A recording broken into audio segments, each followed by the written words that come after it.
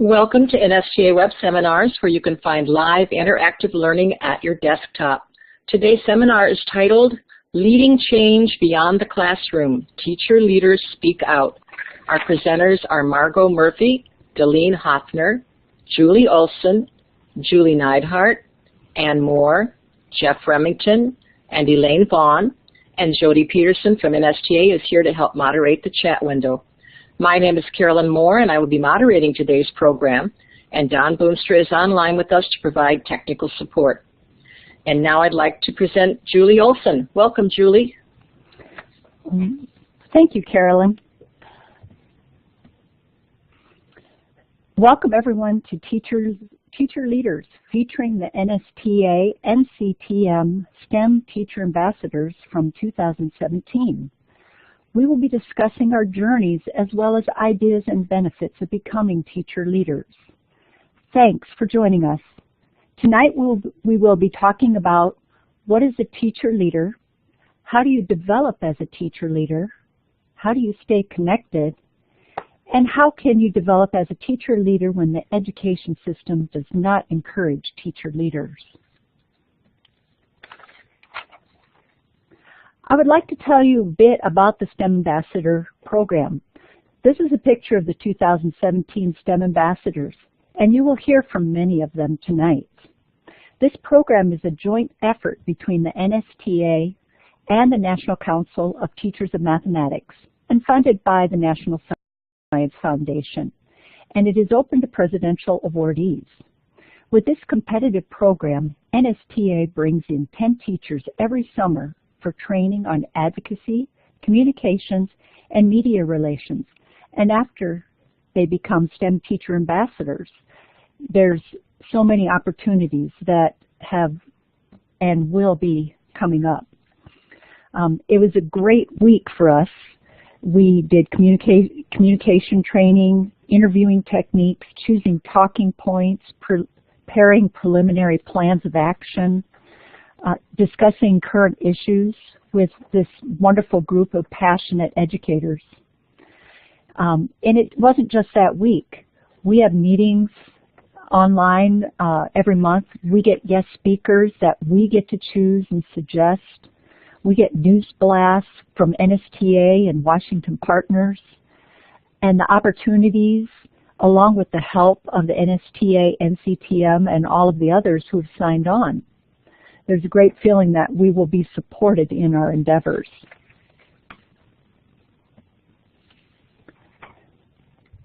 There's a need for teacher leaders at every level of our education structure. School-based, things such as being involved just with curriculum, mentoring another teacher, principal's cabinet, calendar, even technology committees. The district level, being involved with professional development, having just a conversation with your curriculum directors and superintendents. State level, you have standards, assessments, your state organizations, something that can start out just as simple as submitting a newsletter article. The listservs, if your state has them. I know in South Dakota we have a lot of questions that new teachers, veteran teachers can ask. We have resources, and there's a lot of announcements that come over these listservs for opportunities to be teacher leaders. And then, of course, at the national level, we have this triad, putting research into practice, research into policy, and policy into practice. If you belong to a national organization, look for opportunities. There are a lot of those. I know it's a challenge to balance work, family, and advocacy. Start small and build from there. In the beginning of my journey, I was fortunate to have a state association that let me be involved by just being a high school liaison. It allowed me to contribute and not take time away from my young family. We continue that same line by taking advantage of talents of our younger, newer members, such as web design, submitting articles to the state newsletter, and even co-presenting with veteran teachers. These types of opportunities will allow you to become more active and work around your schedule. As time goes on, you've made those connections. You've built up your confidence, and now you can expand your advocacy. You have to be involved. You have to be at the table. If you're not sitting at the table, you're on the menu. We, the teachers, are the experts. We know the needs in the classroom, where the curriculum is falling short, what our students need academically, socially, and emotionally. We should be at the forefront of the decision making. And now I'm going to pass you on to Margot.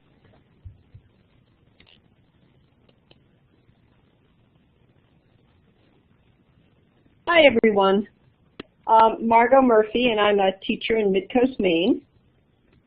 And there's many pieces that we're going to cover tonight. And the first one I want to draw to your attention is this idea that the only way we need to advance a slide, please. So the idea being that, you know, teachers have often, as Julie mentioned, not been at the table. And so one of the things and one of the ideas is that the only way teachers for a long time have been listened to is by leaving the classroom and becoming administrators. And often administrators don't have the classroom experience that we would hope they would have. So one of the things that comes to mind is this idea of thinking about Malcolm Gladwell's book, Outliers, where he talks about the need, it's the 10,000 hour rule, which refers to the number of hours of practice an individual needs to become an expert. And I know there's been some debate about this point, but when we think about schools, this becomes a pretty relevant point, because what have we typically done? We've taken our more experienced teachers, or often have taken our more experienced teachers, and moved them into administrative positions, and we replace them with novice teachers. And so what happens is over time, you know, we keep diluting this pool of expertise, and the current prevailing paradigm of educational leadership does not include keeping experts in the classroom. So while also, you know, teachers are challenged with not having the autonomy to provide leadership in the educational system at the district, state, or national level. So this, of course, we have the concept that teacher leadership has a lot of different meanings. You know, it has different meanings to different people. It comes in a variety of names. There's a lot of context and systems and cultures in the schools that we all work in, or the districts that we work in. You know, a question I often ask is, how do we build our profession so that we can keep our experts in the classroom while also contributing our voice and our wisdom of practice to all aspects of the educational system?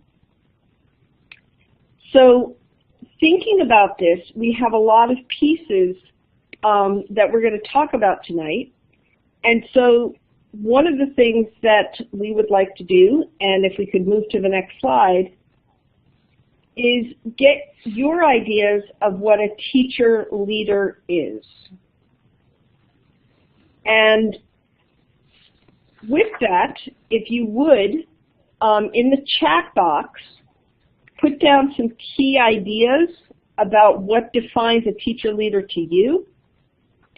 You know, this could be a soundbite, this could be a little message, it could be a single word, but what are some ideas that you have that describe to you what, if not what your current situation of teacher leadership is, what your ideal for teacher leadership would be?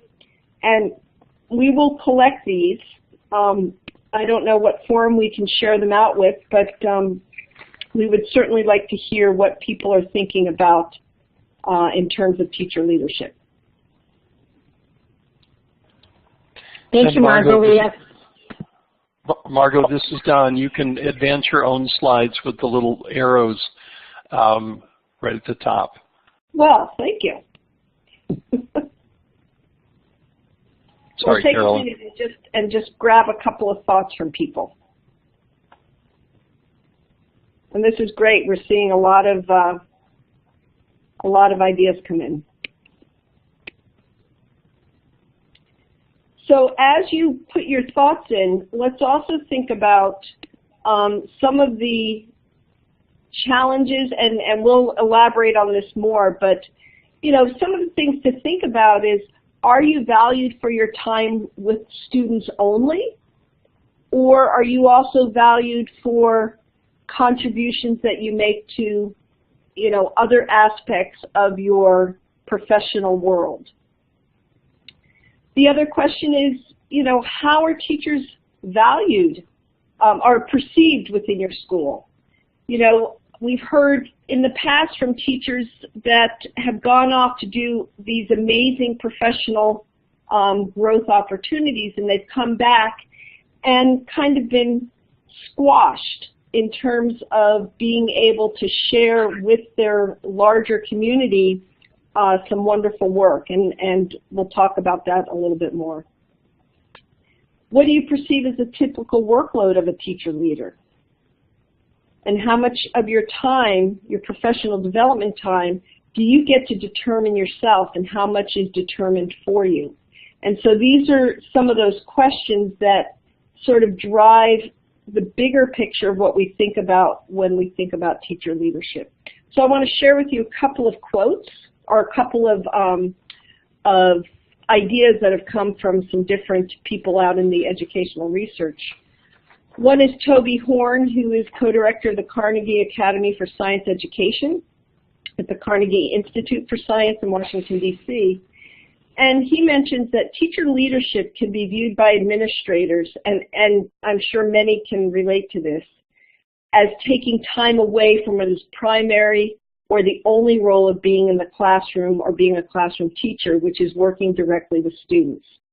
So how many people does this idea resonate with? That, you know, your primary role is being in the classroom with your students, and if you're not in your classroom, then your time outside is not valued.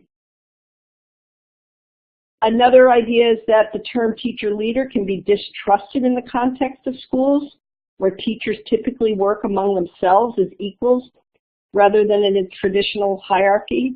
And so sometimes it can be really hard if you've got people working at different levels of the system, that because of traditional kinds of cultural aspects of teachers, it becomes hard. And what we know, what's happening in some other areas, in some other countries, is that teachers are not just involved in working with children, but also in actually developing their profession, so their own professional development, as well as what's happening with policy, what's happening with ideas at broader levels, both within districts and across states or countries.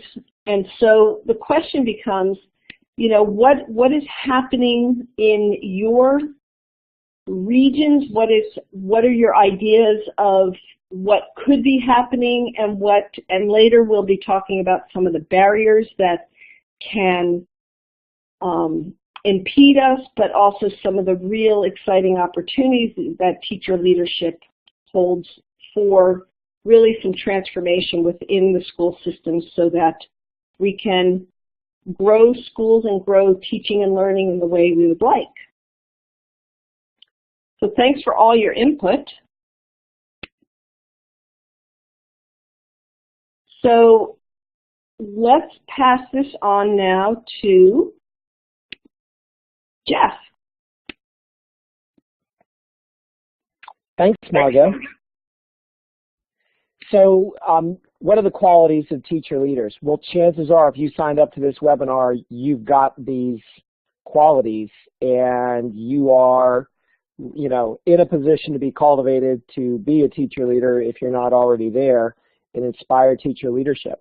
So we have some bullet points on the screen, which you can see right over here. Let me see if I can get my pointer. Here we go. So visionary with clear goals. So they build on their experience, their passions, and causes that they feel deep convictions to. And I would think everybody here has something in education that you have a deep conviction to. They prioritize and focus. So you can't get everything. As I saw in the chat bar, people are concerned about time. So you really do have to focus on what you want to advocate for. They understand what they want to achieve through their advocacy and why they want to do that. They realize that they have an opportunity to make an impact that will go beyond the walls of their classroom and their teaching career. That's a really humbling responsibility. Teacher leaders can really make whole-scale systemic changes that will last longer than their career. And that's kind of a cool thing. They're passionate and confident. So they have passion and confidence, and it shows. If they've been in the classroom for more than 10 years, they have more classroom experience than so many people. So it's great. They most likely outlasted teachers and administrators in their building. You just think of your administrators. There's probably not an administrator in your building that's lasted more than 5 to 10 years. So there's teachers that know the whole history of not only their building, but maybe their district. And we need to use that voice to change our districts. I saw in the chat bar, people were saying, well, what's the culture of your district? Well, you really have, you have to assert your voice as part of the cultural history of that district that you're in. According to US Ed stats, about 16% of teachers leave their classroom on a given year, 8% leave altogether, 8% move on to other areas. And the number one reason why teachers leave, in many cases, is they feel like they don't have a voice. And just looking in the chat bar, I see that some of you are coming from districts that have that. It's unfortunate, but see what you can do to change that if you can. Leading by example. Leading by example, cliches apply here. You have to walk the walk, you have to talk the walk. Credibility, character, integrity, and involvement are key. Teachers are leaders in all aspects of their lives. Servant leadership is always a good way to go, where you're looking to serve others always. There's a misperception that to lead in education, you must leave the classroom, and Margot touched on that. You must bear with, things that you may run into. Academic elitism, with people that have left the classroom and gone on to get PhDs. They may have an elitism about, you're a classroom teacher. Political elitism, poise. You have to be able to lead by example through those encounters that you may have. They investigate and analyze evidence to inform action. Teacher leaders immerse themselves in their advocacy as if you're doing graduate work or a graduate thesis. So that being said, it's good to be passionate about your cause. When I advise my thesis students, I said, you really better pick a thesis that you absolutely love the subject because you are going to be immersed in it. So, and it shows if you don't. So you want to do that. Dig deep, seek different viewpoints, read white papers, subscribe to relevant Twitter feeds. Twitter is huge in this. And I was a Twitter denier and you can call it a Twitter agnostic prior to being a STEM ambassador. I am totally convinced Twitter can move the needle in so many ways and really get you moving as an advocate. Look at policy feeds, look at political feeds, be your own devil's advocate to analyze and inform so that you're empathetic, but do it with a determined action. Diplomatic and persevering communicator, for sure. Teacher leaders are consummate, empathetic, diplomatic, and have determination. So I was told by a very successful and powerful lobbyist I know, he says this: you have 2 ears and 1 mouth for a reason. Listen twice as much as you talk, that's the empathy part, but try and be the last person to speak. It's been good advice that I try to use, and it's helped me a great deal. Respect, empathy, don't burn bridges, ever. Try and seek common ground, and always be kind and praise. Just good human common sense. And finally, collective sense-making. Teacher leaders enjoy the sense of sort of like a CSI mystery solving in this. It's an intellectual game of connecting dots. There's lots of scattered clues out there to support your advocacy. When you least expect it, you'll discover clues, allies, and opponents to your advocacy. More advice I received from a lobbyist friend of mine: be careful who you hitch your wagons to, because they may seem like an advocate at first, but that may not be the case. So diversify your connections. Other lobbyists may be your best resources, even lobbyists that you wouldn't think would be partnered with your advocation. They know the ropes, these other lobbyists. They know the contacts. So, for example, it's, one of the things that they said is, it is more important if you're trying to connect with a policymaker or a lawmaker, talking directly to that policymaker or lawmaker may not be the best bet. Talking to their aides and their office staff is the best bet, because they have more trust in their aides and their office staff than they're going to have in a stranger talking to them. So very, very good advice. Do I have any questions out there for that? If you do, you can just jot them down in the chat bar. And I'm going to go to the next slide. So why should teacher leaders be involved in education policy making? Man, this is huge. Teachers are the voice. Policy is huge. We're knowledgeable. We live within the system. We know the needs of the children probably better than anybody other than their parents. We believe that educators are professionals. We are problem solvers. We solve so many problems on a given day. We certainly have the ability to do that. And we should certainly have a voice in our profession. Teachers can be and should be involved in policy spanning both national to local issues. So some noted people in science ed, Roger Bybee and Stephen Pruitt, have coined a good summary of educational systems in what we call 4 Ps. So I don't care what educational system you're talking about, whether it's your own school district's board, whether it's the State Board of Education, or whether it's the State Department of Education at the national level. There's purpose, policy, program, and practice. Those are the 4 Ps: purpose, policy, program, and practice. And I want you to picture in your mind a pyramid. Purpose is at the top. Purpose is the big vision, the holistic idea of what perfect education could be. Then underneath that would be policy. Policy is specific, actionable directives. So what happens at the policy and government level is that there's this big vision created, and then from that, lawmakers, policymakers turn that vision into directives that are pushed out to districts, to states, and other places. So program, then, think if we're moving down the pyramid, is the framework, like curricula, materials, tests, educational systems, and then practice is what happens in our classroom every day. So the way the system has traditionally been is teachers are allowed to play in the sandbox of program and practice. And I would imagine many of you have done that. You've written curriculum, you may have helped in district assessments, or even at the state level, helped in assisting with curriculum or things like that.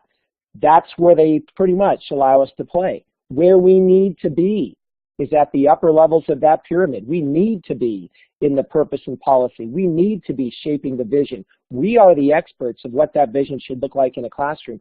We are the experts of what the policy should look like in the classroom. Those that really are controlling or making the policy and also the purpose really are so far removed from what's happening every day in the classroom, it creates problems. I think everybody would agree No Child Left Behind had some good vision in it, but it didn't translate into program and practice very well. And if teachers were inserted more for voice before that hit the ground, I think it would have been a better policy than it certainly turned out to be. So we have a right. We must not settle for anything less than teacher voice at the absolute highest levels of this. We absolutely have to fight for that. Obstacles with this are macro politics, and a big one, if you're dealing with state government or federal government, even local government, election cycles. They're just a continual thing. And micropolitics. You think about the school district that you're from, there's a lot of micropolitics that are going in there. It may be the person with the biggest title may not be the person of power. So it's figuring out who are the people that are really the movers and shakers and the catalysts for being able to influence policy, and start there. You can start start in your own district. Try it out. Practice some things, even in your own building or your own department, and work your way up. I mean, what happens at low levels, like districts and schools, happens at state levels, happens at federal levels. Same systems that you encounter in your districts happen anywhere else. I'm going to leave with a quote here from Barack Obama. Change will not come if we wait for some other person or some other time. We are the ones we've been waiting for. We are the change that we seek. So I would encourage you, as I finish this slide, to consider being a stronger advocate.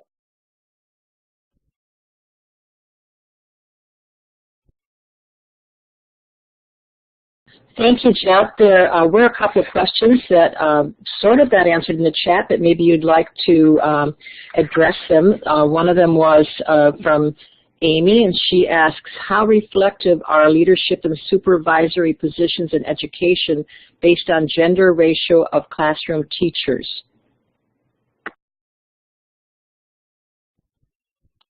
I'm not sure. Could you restate that? Yes. What she's asking is, does the administration reflect the same gender balance as what we see in the classroom with the males versus females?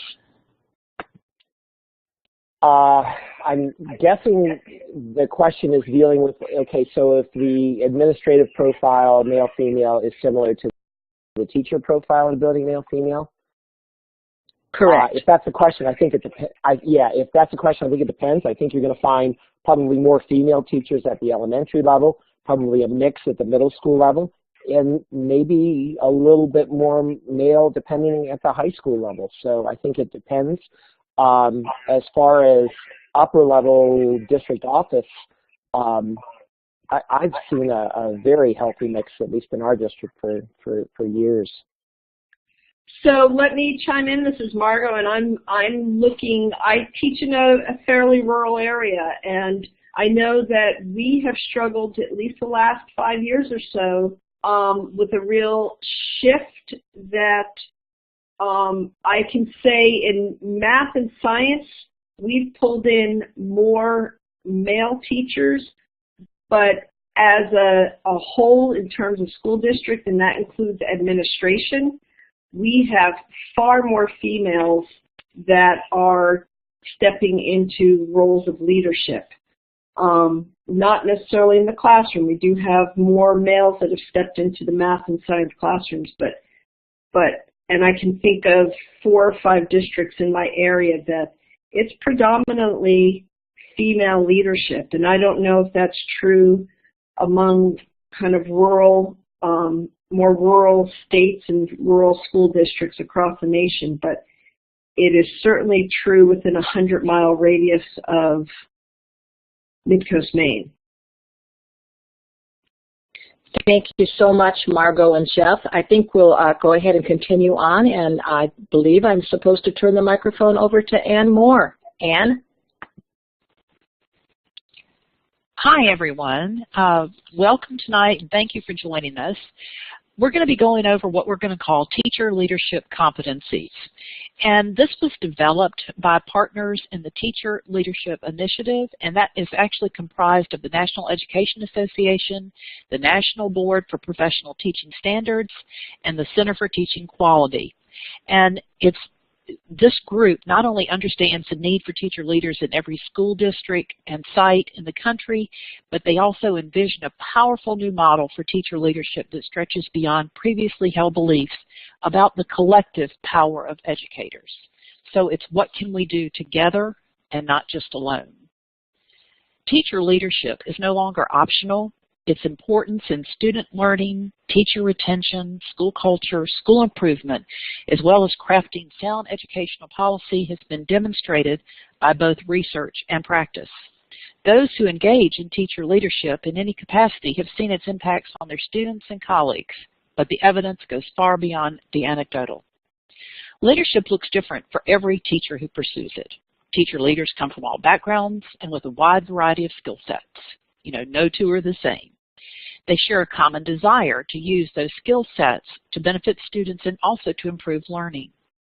Just as excellent teachers approach their practice from an array of perspectiveness with their many talents, teacher leadership also requires many individual strengths and interests to come together for the benefits of students and the profession.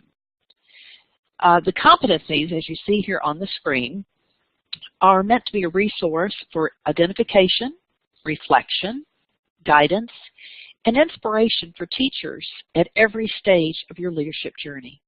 The competencies provide structure for teachers that are passionate about leading our profession. If we look at the instructional leadership at the top of the pyramid, instruction is perhaps the most basic building block of teacher leadership. Leadership and instructional practice means more than just being the best possible teacher within the four walls of one classroom. It means reaching out and sharing great teaching with others, including fellow educators, but also extended to a broader range of stakeholders. Successful teacher leaders do not keep their effective practices to themselves. They spread that knowledge to others in order to benefit all students. Next, we're going to come down to the policy. Smart education policy should be shaped and guided by what accomplished teachers know about teaching and learning. Too often, though, individuals with little to no classroom experience are in charge of making policy decisions, despite the fact that nearly every decision made in and about schools has direct implications for instruction and the classroom. I know we have certainly seen this with our politics in the recent few months. Excellent teacher leaders are willing to step up and step out of their classrooms to serve in school, district, state, or national policy leadership capacities, which help to shape and eventually implement the policies that best support student learning. And last, we're going to go over here to the association. Association leadership means understanding how to create and guide meaningful, positive, and powerful collective action. It means learning to lead members of large and critical groups and steering the activities of those members in the direction of desired change. Within the context of the association, teacher leaders can build bridges with administrators and other stakeholders in order to advance quality instructional practice. A unified voice on behalf of students and the professionals who teach them will be heard. Association leadership can play a major part in united voices and lifting them up together.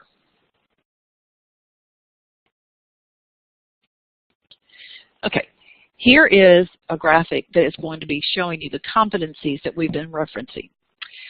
It's truly meant to be a resource for identification, reflection, guidance, and inspiration for participants in the Teacher Leadership Initiative at every stage of a journey. The competencies provide the structure for the Teacher Leadership Initiative at an entirely new leadership development program for teachers passionate about leading the profession. And you can use these competencies as guideposts because they're going to reach deep within to learn about your own beliefs, dispositions, and talents. Take action that advances student learning and profession of teaching.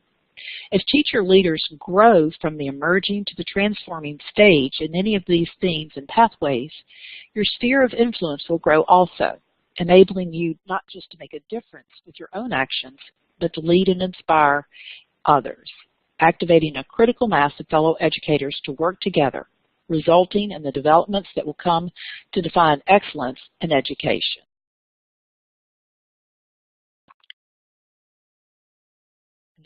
I will give you the information on how to locate this particular article if you would like to review this more. We're not going to go into too much depth on this because I know we have limited time tonight.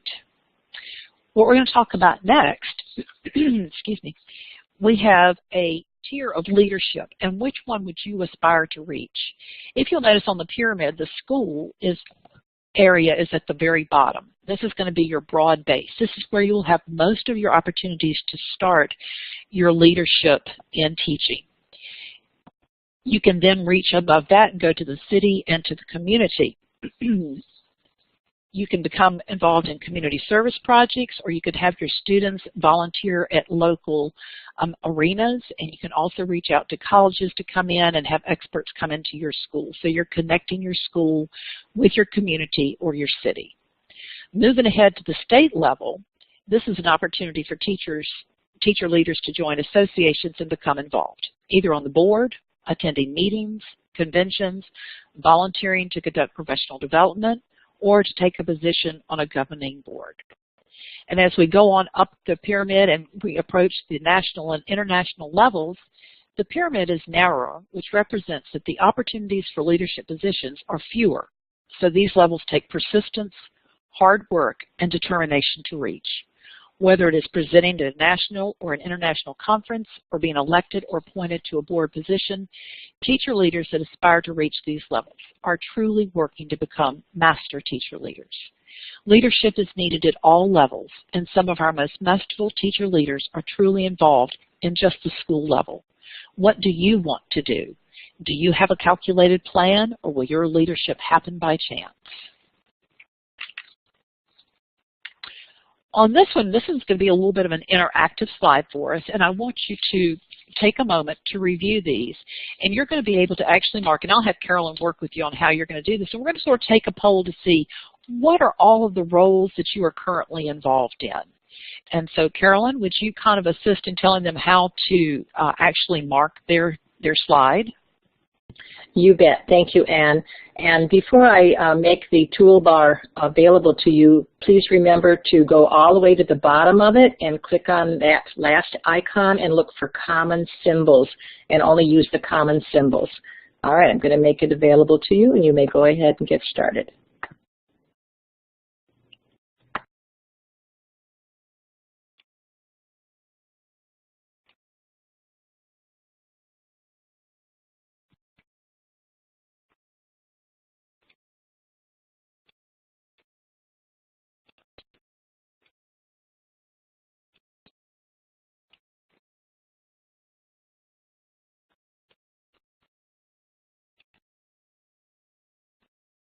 It looks like they're catching on to this, Anne. We'll give them another few seconds.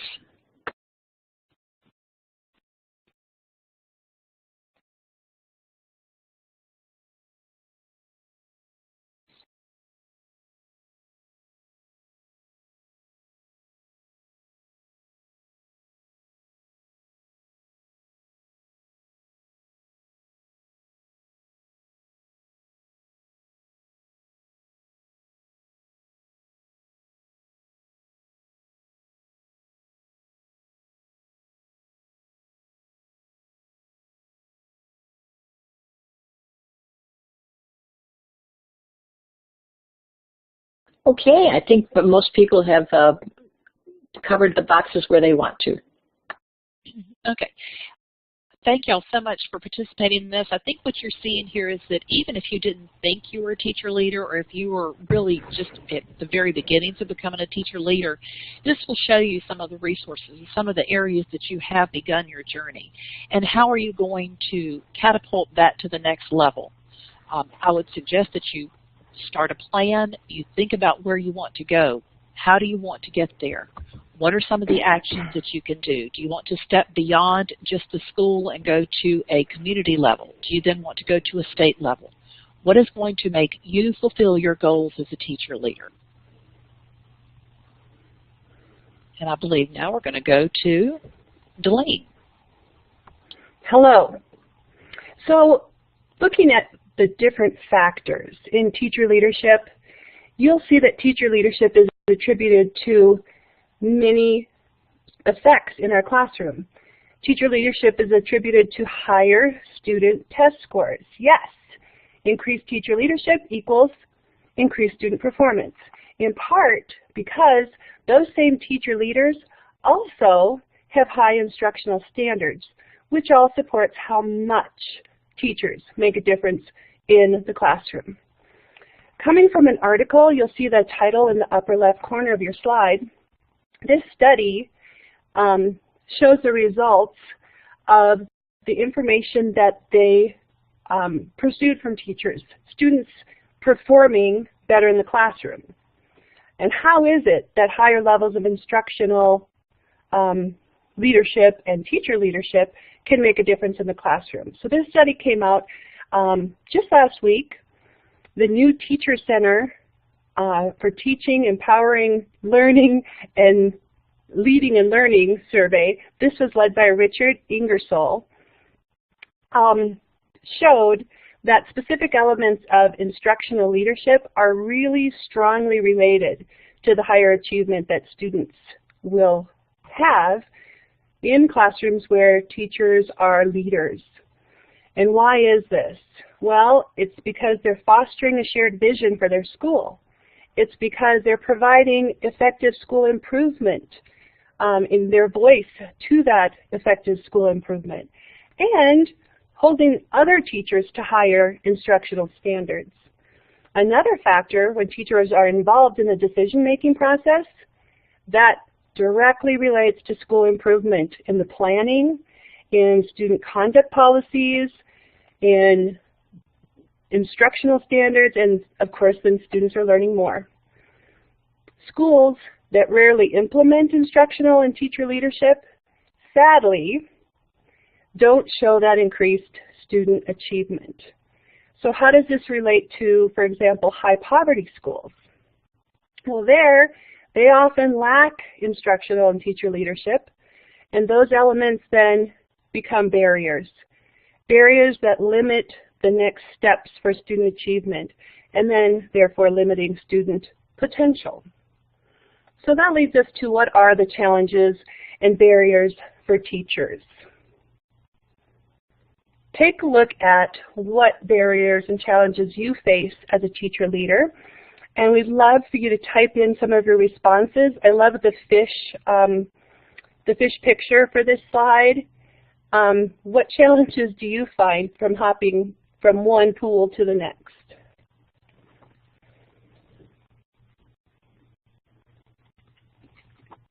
As you're typing, I can share one of the barriers that I have faced. Being an elementary teacher, sometimes the misperception is that my background, my input is also on the elementary level. Like, I couldn't possibly have too much to share about what's important in education policy. So fighting that stigma of being an elementary teacher in a mostly university gathering, mostly, if you look at the district level, most of the people who are participating in leadership, they are middle school, high school teachers. If you're looking at the state level, you get a lot of university people involved. So we need your voices in all areas of teacher leadership.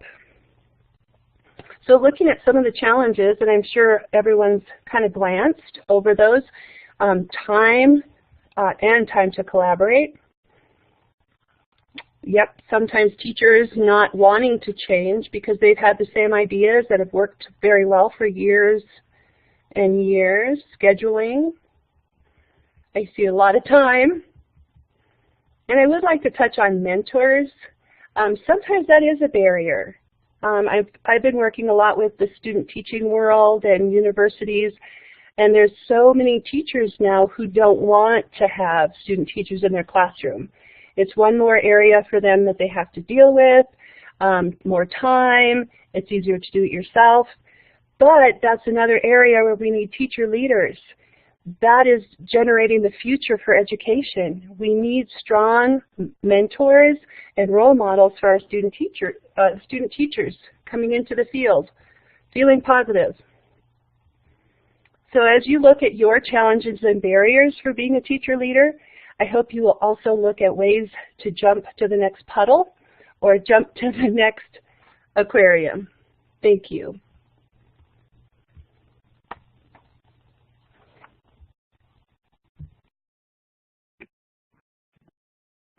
This is Elaine, and I'll talk a little bit about the state level leadership and local level leadership that is available to teachers who are interested in pursuing leadership in their careers.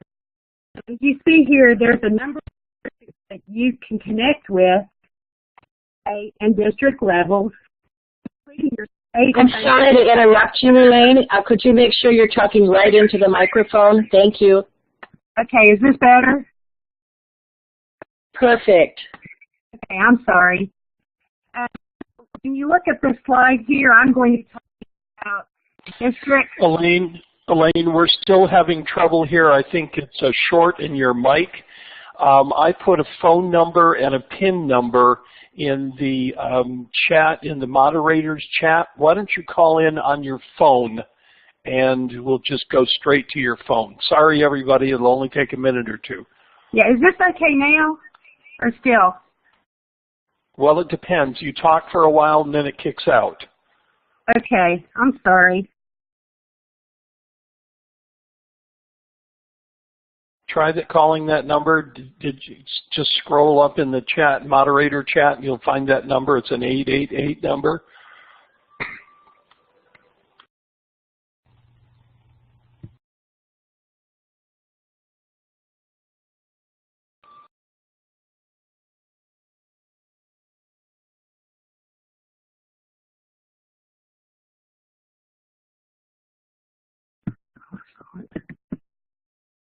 As she's doing that, I'm just looking back. This is Delene again.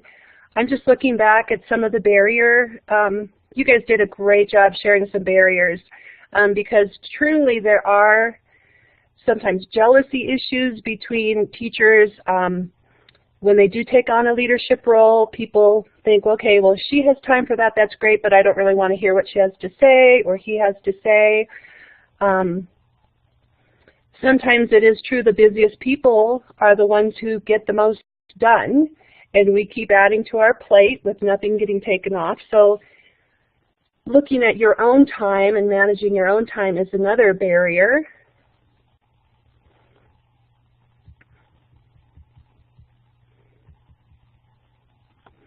I agree too. I see somebody's mentioning access to resources and materials.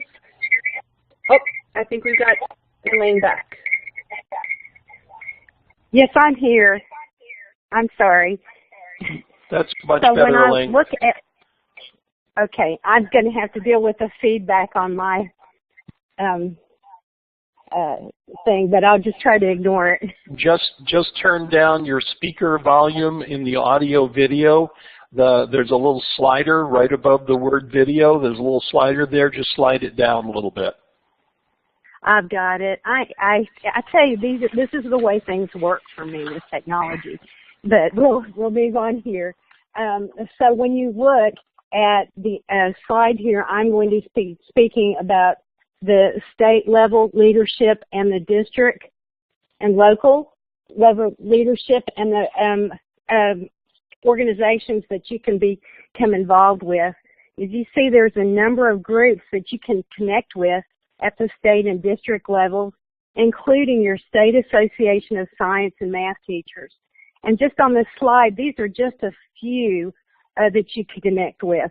Also, when you look locally at your region or even in your district, there are quite a few things that I'm sure that you could become involved with.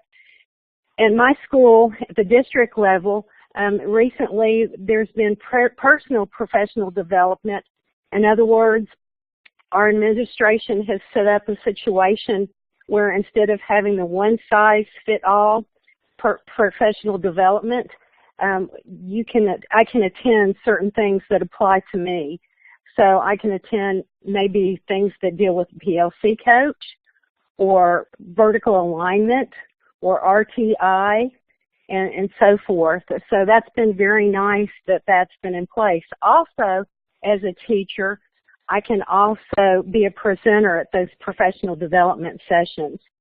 And looking at other things that could be taken care of locally, there could be some things with data coaches or STEM innovators. And at the community college or college level, at the regional level, there could be things such as at the University of Tennessee, we have a big orange STEM Saturday and a STEM hub as well. So, in getting involved with those local colleges. Besides the state math teacher organization, there's also a regional math organization called the Smoky Mountain Mathematics Educator Associations, and they have meetings throughout the year, and it may be guest speakers or professional development. At the state level, there are several things at my state, and I'm sure at your states as well. We have our Tennessee Mathematics Teachers Association that you could get involved with becoming a presenter at those meetings or also in writing grants that they have. There's another thing called ESET2, which is Elevating and Celebrating Effective Teachers and Teaching, and that's a forum for exceptional teachers. They have a round circle talks and things like that. They also have legislators that come in and speak, as well as professional development on technology and other types of items. Also, Hope Street Group, which is listed on the next slide, but at the state level, there are many states that have this organization that involves teachers and teacher voice.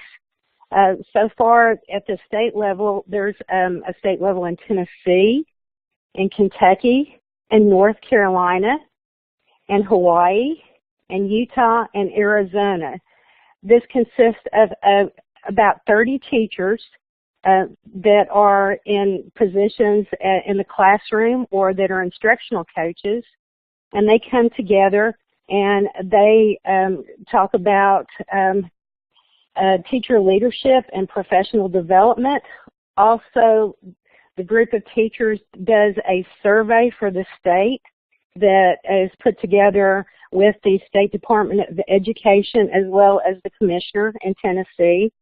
And the first one that the Hope Street Group did in Tennessee, the first survey had to do with teacher leadership and professional development. And a lot of the things that have been discussed already here that Jeff mentioned were concerns from teachers that they wanted to be involved with teacher leadership, but at the same time, they were not having the opportunity. It may have been an administration issue, or it may have been that they were not going to be allowed to have the time outside of their classroom. Hope Street Group in Tennessee also has Twitter chats. So even though you're not from Tennessee, they have their Twitter chats once a month and talk about teacher leadership or just different topics that deal with what's going on in the state or in education as a whole. So also you could get involved with Tennessee micro-credentials. Micro-credentials are, and actually micro-credentials are just not in Tennessee. They're going on in other states as well. And that's a personalized system of learning where you can pick a topic and go on and earn professional development credit. The other thing is we have a Tennessee STEM Innovation Network. And those are just a few things at the state and the local level. Now, moving on to the national level leadership and looking at that, you can see there are lots of things that you could get involved with in this slide as well. So basically, it's where you want to start. I started small. I started at the local level and became involved with some initiatives there.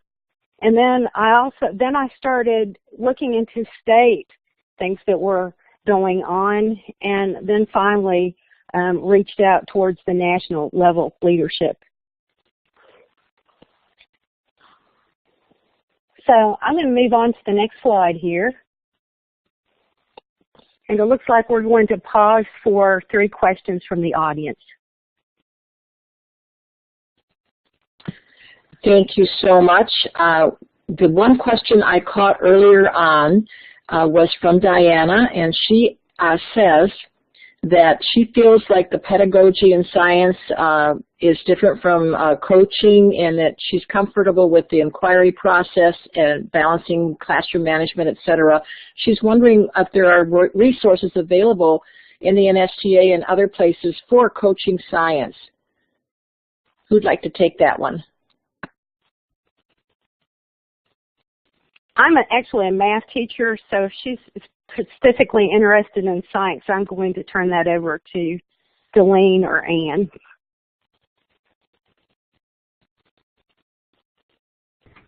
Actually, I'll chime in. Okay. Oh, well, I was just going to say, if you look at the NSTA Press, there are numerous books that support and encourage the coaching models for science. I wish I had a title up my sleeve right now, but I don't. I would also say if you get connected to your local intermediate units, if your state has something like intermediate units, just contact them and they will put you in touch of loads of resources. So if you're a person that likes face-to-face, your intermediate unit will do that. If you're a person that would seek other things on your own time, videos, things like that, if you're on Twitter, just start looking through hashtags and groups to help you do that. I don't have any offhand, but that's a good source. Thank you so much, my friends. Nitosh, I think this is sort of a question. It says, what if you have an administrator who doesn't really understand STEM as a must for our students? He or she only wants kudos from her boss. Does anybody want to address that? I'll speak to that. This is Ann. STEM in our county has been very forward for the past few years, but when you get a new principal who doesn't understand why STEM is important, you have to present it to the principal and have the principal come in and actually participate in some of the activities with the students to understand how it is implemented and how it is received by the students. Also, we realize in our county that there is a need for administrators to understand how important STEM is, so we are planning a conference for administrators. We usually have STEM conferences for teachers, but this coming summer we're going to be inviting administrators to come in and actually go through a STEM conference just as if they were an educator in the classroom. So I think part of it is educating the administration on the importance of it and having them get involved in it. That's very good, Ann. I have one thing to add to Ann's comment. When I was in the position to be part of a team STEM program from BSCS, the way I approached it is I talked to my principal and I said that I know he wants to be on the cutting edge of what are best practices in science, in STEM, and that seemed to really, perk him up, that he really wanted to hear about that. So I think, wanting to be the best, wanting to have your school using best practices, it's, again, going back to the kids and what's best for kids. So if you share that, I think that's a really good approach, too, that you're looking out for the school, you're looking out for the kids, and you want to bring the best of what's out there into the classroom. Thank you so much, ladies. I think we'll go ahead and continue, and I'll keep monitoring the chat for other questions. So, Jeff, I believe you're on.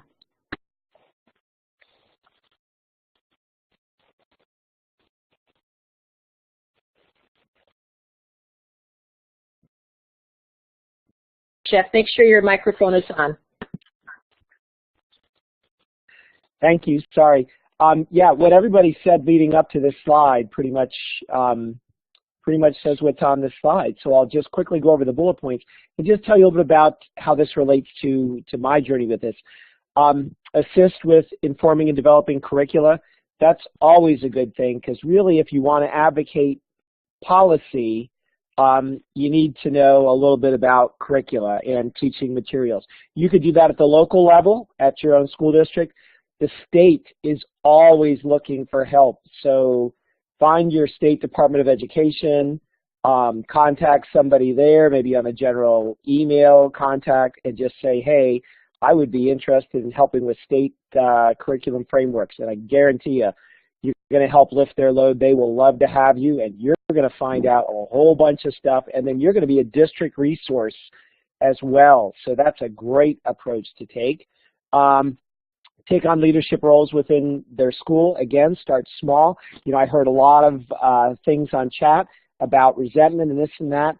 Really, if you are going to be a servant leader, I don't think you're going to have to worry about that. Like if you just kind of go above and beyond, killing people with kindness and just helping them, I think they're going to like having some of the load taken off their back by you taking on some of those roles. So approach is very important. Engage research experiences or fellowships that promote leadership and bring that new experience back to school. So whatever you can do outside the classroom, some passion that's going to be involved in your classroom, bring it back in. Share with what you can. Share even at a low level. It doesn't have to be district-wide. Share with some colleagues. Present at school board and other meetings. This is critical. If you could present at one school board meeting a year, just something that you're doing in your class, bring your kids in. If you bring your kids in, you're going to bring parents in, you're going to get noticed. You're going to start to develop a reputation as an authority, as passionate. I mean, that is a great grassroots place to go. And how things run for policy and meetings at the district level, pretty similar if you go to a state board of education meeting or right on down the line. So it's a great place to get started. Low key, just a good place. Represent teachers outside the school, whatever you can do to advocate for your teachers. That'll help build respect too. You know, have teachers back and advocate for them for something, and you'll gain respect in their eyes. Become involved in politics. Follow political Twitter feeds and podcasts so you get a sense as to what's the landscape out there. And that's going to help. You're going to be able to talk a little bit more authoritatively. And you're going to start connecting dots with, you know, curriculum and all sorts of things if you do that. If you just continually think in your classroom, that's okay, but you really got to start like looking at the policy feeds and things like that that upper level policymakers look at to go from there. And work with other organizations at everything from local to national levels. Again, in my journey, there was a progression that helped me gain more confidence and credibility in my current advocating and lobbying. I am actually doing quite a bit at the state level to move policy in our state to try and get us to get next generation science standards. So getting involved in leadership at your district gives you insight and empathy. Empathy is key. Listen more than you talk. Seek in-service, continuing ed, graduate opportunities to expand your insight and your empathy. You're going to have to get grad and continuing credits anyhow. Why not use the filter of, okay, I want to be a teacher leader when I'm going for grad courses and things like that, and go from there. And if you can break out of the box that I'm not going to take a graduate course or continuing ed if my friend can't join me in that class, or if I can't go to this with another colleague. It's awesome going with other colleagues, but sometimes you just got to break out and just do things on your own for the sake of getting knowledge, because other people may not be interested in what your passions are. You got to be true to yourself. Get involved in professional organization, present at conferences, get involved in interactive professional learning communities. As you build this base, you're going to have greater confidence, experience, empathy, and knowledge to address policymakers and politicians. So start small, but boy, there's so many resources out there to get in the stream of things. So thanks. I'm going to turn it over to Julie. Hey everybody, can you hear me okay? I'm Julie Neidhart.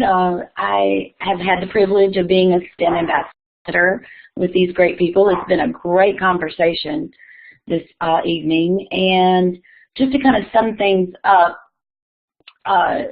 what Jeff and Ann and Delene and Elaine have said is that, oh, here comes my dog. I knew he would come in, waited an hour, and now he comes in. So it seems like we have a lot of really good teacher leaders on board this afternoon, and some with still some barriers. I can't stress enough how you need to build your professional network. You need to take some professional development with things and people who are like-minded with you. Find people who have the same passions as you. Like Jeff said, you don't want to just wait for your colleague to go do some professional development. You want to step out, do it by yourself, and meet some new people who like to discuss educational issues, the same ones that you have, who like to be problem solvers, not complainers. And that's really a big step towards becoming a teacher leader. You want to read reviewed articles, stay up to date with policy and practice.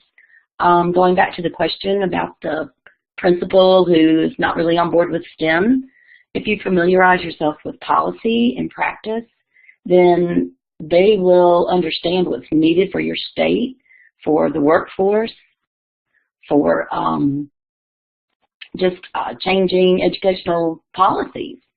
So if they're on board with that, then they'll be on board with STEM. Reach out to your state science people. That could answer some of your issues about needing to be coached. Our state science association has some great resources along with the NSTA for coaching opportunities. And look for grants. Tiffany was saying, I don't know if you saw in the chat box, she got $350,000 worth of grants for her school. I'm not sure how your fellow teachers can't be on board with that with you. But just to end those ideas, you just want to build capacity in your school, seek out other people with like talents and passions, and look for other multiple pathways like awards, like the Presidential Award, the STEM Ambassador. And I think y'all are doing great. Looks like we have a lot of good leaders out there.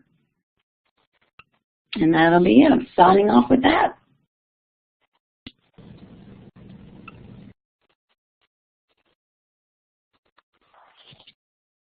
Okay, now we would like to hear briefly from the 6 2017 STEM Teacher Ambassadors who will share their thoughts about teacher leaders.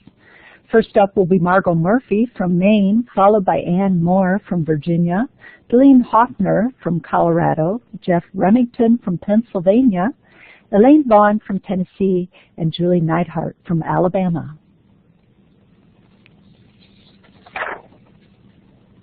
Hi again, this is Margot. Whoops, whoa, what happened?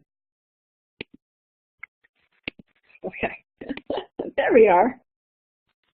So I'm going to keep this brief because we've got several of us and there's lots of words on here, but you know, when you have an opportunity to kind of put a whole career's worth of wisdom on a single page and how you got to where you are in your career, it's a pretty daunting task. And what I keep thinking about, or what I kept thinking about in terms of wanting to share out, was instead of specific things that I have done or still plan to do, what are some of the themes? And so I think throughout my career, and I've bulleted them on this slide, has really been about thinking about my place in the world. And when I think about what my students want to learn, it often revolves around what's been important learning for me. And so that whole idea of making learning relevant has been really important. And so this context can play out no matter where you live or no matter where you are, but for me, it was really what established my very first understandings about networks, and that networks are really where I learned leadership skills, and I'm still learning leadership skills, has been through these networks that I have built over time. Some of them have been related to what I directly do in the classroom, and some of them have been related to things that indirectly influence what I do in my professional world. And then, of course, and this is a really hard one because that whole work-life balance is really hard. But most of the people I know that, and we've talked about this already this evening, that take on these positions of leadership are also those same people that are continuously saying yes, versus the people who are very good at protecting themselves, their work-life balance, and they often don't say yes. And so whether sometimes it's important to be able to say yes to the right things, because there are some yeses that really do create some tremendous opportunities. And so saying yes to opportunities is a really key important. The next one, just on connecting to educational research, if you're not aware of the National Academies of Science and especially the Board of Science Education and the work that they do around really understanding learning and teaching, pedagogy, you know, and of course there's NARST, the National Association of Research of Science Teaching, I think. There's a lot of organizations, but connecting to educational research, I know sometimes it's hard to put it into, make it contextually relevant, but it's sometimes in conversations when you're having conversations with colleagues and they're really stuck in sort of what they've been doing forever, that educational research can sometimes push people into a new place. And so it becomes a way to help people rethink about what they're doing. Of course, building your own credentials. Julie just mentioned micro-credentials, but all kinds of national board. Still to this day is probably one of the more profound opportunities that has made me be very reflective about what I do in the classroom, and it's provided me with a model of how to even work with student teachers is that whole reflective practice, as well as standards-based education. It gave me a model because I was in it. Connecting to innovative projects. Many places, many states have them. I think this idea of, you know, teacher leaders, and some may disagree, but that there is really an essence of that you're working for the greater good, that it's beyond yourself, it's beyond your own motives and motivations, but that it's really about pushing the whole system to a new place. I think one of the hard things, and Tiffany, who's had tremendous grant success, and I've had some tremendous grant success. I've also had some grant not success. So sometimes you have to go into the things, you know, feeling extremely excited, but there's no guarantee of success. And Jeff talked about 2 ears and 1 mouth. That is definitely key to enhancing. And then I think growth mindset, or being a continuous learner, is key. And so sometimes, for me personally, this journey of leadership is not one that I made a beeline to and said, that's going to be me. It's really been a process of really taking on the adventure and the journey of a career, and feeling that for me to stay in the classroom, I needed to be able to grow as a human being. And these are the pathways that have kept me in the classroom for 31 years, but also still feeling like I don't quite have it figured out, but yet I still have a whole lot of wisdom of my practice to share. And these are the bullet points that have kind of kept me growing. So with that, let's move on to Anne.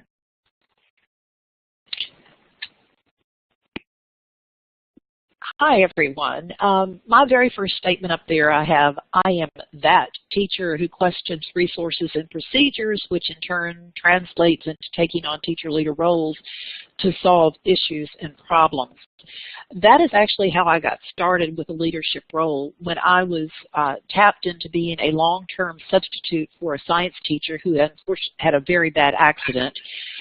There were absolutely no resources, no books or anything as I'm teaching my 6th grade science students.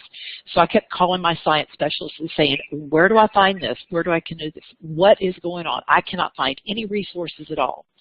So that summer, I spent the entire summer with 3 other science teachers developing a curriculum for the 6th grade science teachers throughout Chesterfield County. So once you do that, then you have to do your professional development. At that point in my life, I really didn't think of myself as a leader, but I was developing leadership skills. From there, I had teachers that would say, hey, let's go to some resources, let's go to some activities, let's take kids on field trips. So once again, I was developing leader skills that I hadn't really planned on. And from there, I started taking day courses on the weekend, and then I would go into applying for week-long courses in the summer. And once again, my leadership journey at that point, it was a sort of a natural progression, but it was not calculated or planned. So I'm not sure how many of you out there already have your plan or know where you are in your leadership journey, but mine really did not come to fruition until after I've been teaching about 10 years. So I think you can find that as a teacher and as you are taking on more responsibilities and more leadership journeys, you're going to find that it will fall into place at some point when you're ready. Mine basically fell into place once my children were in college, my personal children were in college, and I had the time and I could spend more of my time working on my school projects. I was very fortunate that I was awarded many grants that enhanced my classroom instruction and also to support my lifelong learning quest. I had an opportunity to go on a 17-day study in New Zealand. I studied ecosystems, island reclamation, geothermal energy. It was incredible. I'm happy to share information on that if anyone wants to talk about applying for one of those grants. I was also selected for Educator Space Camp, and I did a wonderful class through the Virginia Institute of Marine Science, a study out on the Eastern Shore. I always have high expectations for myself, my students, and my colleagues, and I try to always make sure that we are professional in all the things that we do. I have presented at local, state, and international conferences, and once again, that's expanding your resources and your contacts, which is very important. My involvement with board positions at the local, state, and national organizations has also been something very important. I guess early on, though, I established my niche as an environmental science expert. I was actually teaching STEM before it was called STEM. I was just the teacher down the hall that was trying to get all of the different curriculum specialists together to work on these projects. So I kind of had a reputation for that. Now I'm glad that we can actually call it STEM. And I have been honored to receive 2 presidential awards. I also received an award for an environmental presidential award. And then, of course, this has been my ultimate honor in being named a STEM ambassador. I encourage you to think about your journey, where you would like to go, and what you would like to do. Do you want to stay at a local level, or do you want to go to a state level, or to a national or international? It's wide open for you to do whatever you choose to do. And please know that if y'all have questions for us, you should be able to reach out to us and let us know how we could help and assist you on your journey. And from here, I'm going to turn it over to Delene. So you've heard a lot about teacher leadership. I really feel like I didn't mean to become a teacher leader. My journey started as a kindergarten teacher. I was pretty shy. I was pretty in my own world. But my biggest, I guess, attribute would be that I just wanted to be the best teacher I could be for the sake of my students. I had a strong passion for science. It just compelled me to seek out ways that I could keep bringing the best of what is out there to my students. So that led me to a master's program where it was really on inquiry, and that strong pedagogy, building in strong background knowledge and content, gave me some confidence. It helped me to understand what I was teaching better, and so then I was asked if I would be the science teacher for the whole entire school. And so I became the K-5 science teacher for over 525 kids a week. I did that for 17 years. The joy of that was watching the kids spiral from one year to the next and knowing what they had learned and what they should learn, so I was able to continue to reinforce that. Like I said, I became an unintentional leader because I loved the science kits and I loved the curriculum we were doing. I started being a teacher of teachers, being a kit trainer for the kit trainings in my district, and then that led to kit trainings in my region. And then because of that, I was approached to consider being a science resource teacher for a $5.5 million grant from the National Science Foundation for local systemic change, where I was a coach for teachers. It was a big honor, and that just opened up the world of leadership to me. Becoming part of NSTA changed my life. It gave me so many resources, so much confidence, gave me opportunities to lead on a national level. And so somewhere along the way, I was honored with the Presidential Award. And there again, I used that money to start a monthly professional development opportunity for teachers called the Science Mini-Series. So I guess Thank you. That's great.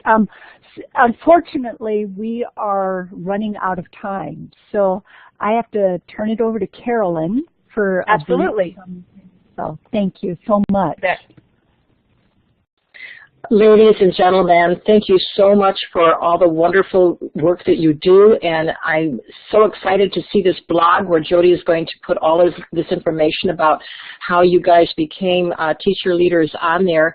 And this was one of the most important parts, is for you guys to share your journey, and thank you for those of you who were able to get that accomplished this evening. I'd like to thank today's presenters, Julie Olson, Margot Murphy, Jeff Remington, Ann Moore, Delene Hoffner, Elaine Vaughn, and Julie Neidhart. Thank you so much, my friends, for being here this evening and sharing how you became a teacher leader. And I'm going to move the slides up to where we're at. I'd like to also thank the National Science Teachers Association and the NSTA NCTM STEM Teacher Ambassador Program for sponsoring today's program. And thank you to the administration of NSTA for their support for web seminars.